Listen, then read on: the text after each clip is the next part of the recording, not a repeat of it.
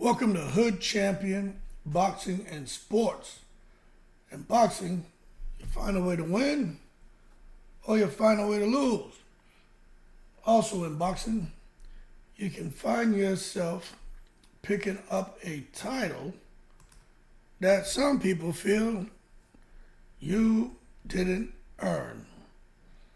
And that is the case with Nick Ball, who got a win this past weekend over Ray Ford, where Nick Ball somehow was able to get up here and pick up the WBA featherweight title.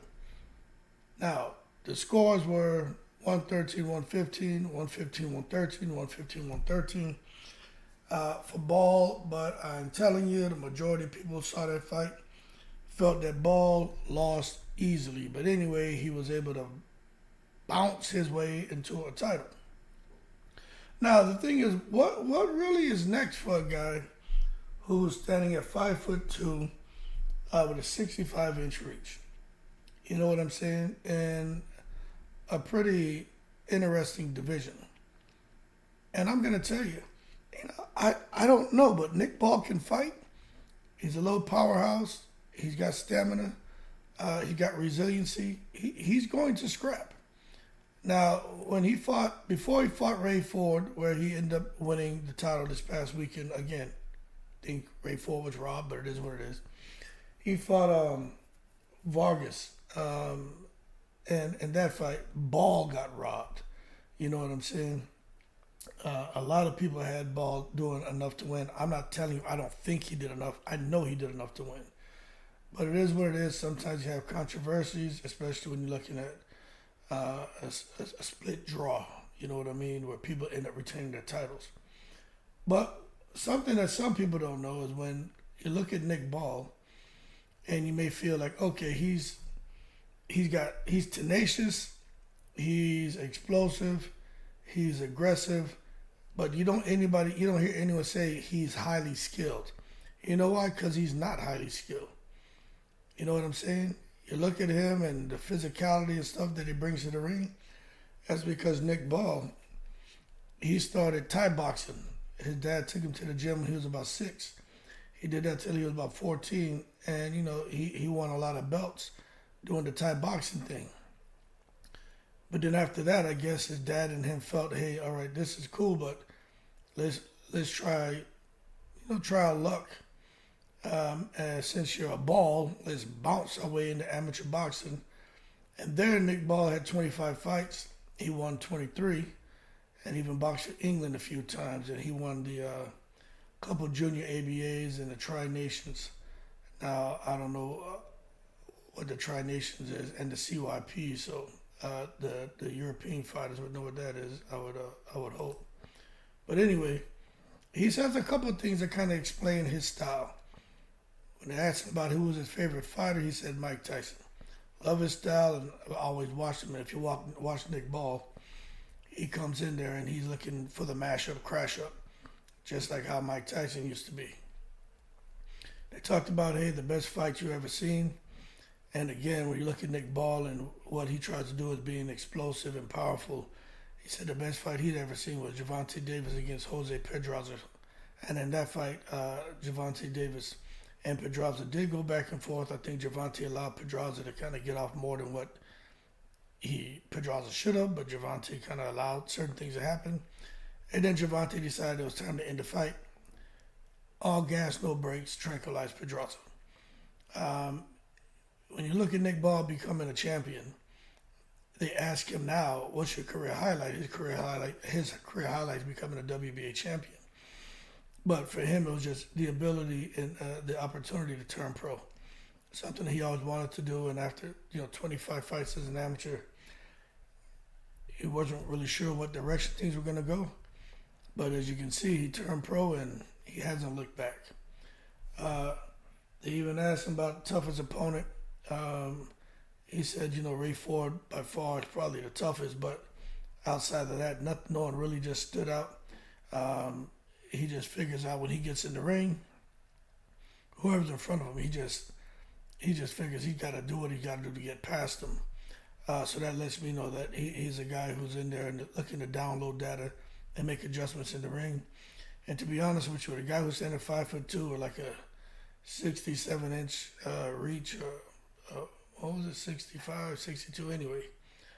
For someone to be at his height with limited reach and to get into a fight with these guys who are taller, with longer, who can box pretty good, and still be able to get, or like I said, out of a dangerous neighborhood, which is their reach, and get to a safe zone, which is in close, and bang them out.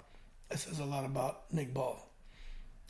Now, when we look at Nick Ball, and a lot of people are talking about him and how he looked like he got a little bit tired towards the end of the Ray Ford fight. Well, that's because Ray Ford was hurting him. They asked him, hey, so what are some of your best and worst attributes as a boxer? And he said his strengths are his power, speed, and fitness, which all of that showed up against Ray Ford. He says he always tries to set a high pace, which he did. I got a lot of things that I need to work on, but I don't see them as weaknesses.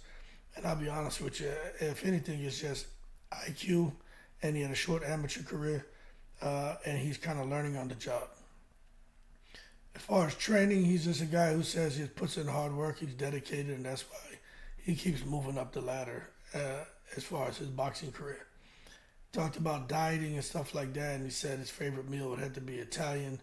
His favorite restaurant is Casa Italia in Liverpool, so he's a pasta guy is what it sounds like. And he said he doesn't really have a lot of friends, in boxing. He socializes and is pleasant with everyone.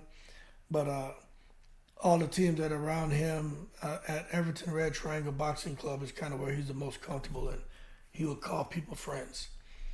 And he says, other sportsmen you would like to be, and he said just someone involved with fighting. So he's definitely a fighter, and it is what it is. You know what I'm saying? And he says he doesn't cry, and he says the advice that he received is just do what makes you happy, and he said that's why he's boxing, because boxing makes him happy. So it is what it is when you talk about this guy Nick Ball. He gives a lot of credit to his father. Looking at him, seeing that he was kind of small, and putting him in, combat sports so he could have his confidence to be able to defend himself.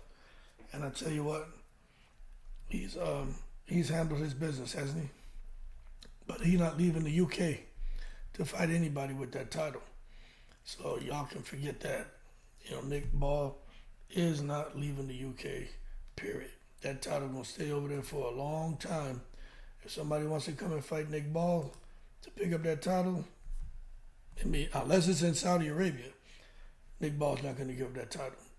He's gonna sit there, man, and who knows what he's gonna do next. Matter of fact, I tell you what's interesting when you think about old Nick Ball. Nick Ball could be fighting, since let's just understand something here. He could be fighting Stephen Fulton or Stephen Fulton. Fulton lost his title down there at 122 to Naoya Inoue. And now Fulton's ranked number 1 by the WBA, so Nick Ball could be fighting Fulton. And that for Fulton would be a little easier fight than the fight he had with Inoue. But if Fulton's not ready for some reason, I know Fulton's supposed to return to the ring soon. You got Nery. I don't know if Nery's still going to be in that position at number 2. Then you got Mirko Cuello. So the bottom line is you got some names here for Nick Ball. We just got to see what he chooses to do. But I wonder if Fulton would be given an opportunity. That would make for a very interesting fight. Anyway, Nick Ball bounced his way into a title.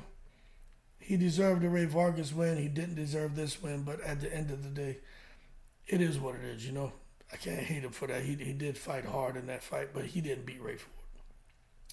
Y'all keep cool. I'm in the breeze.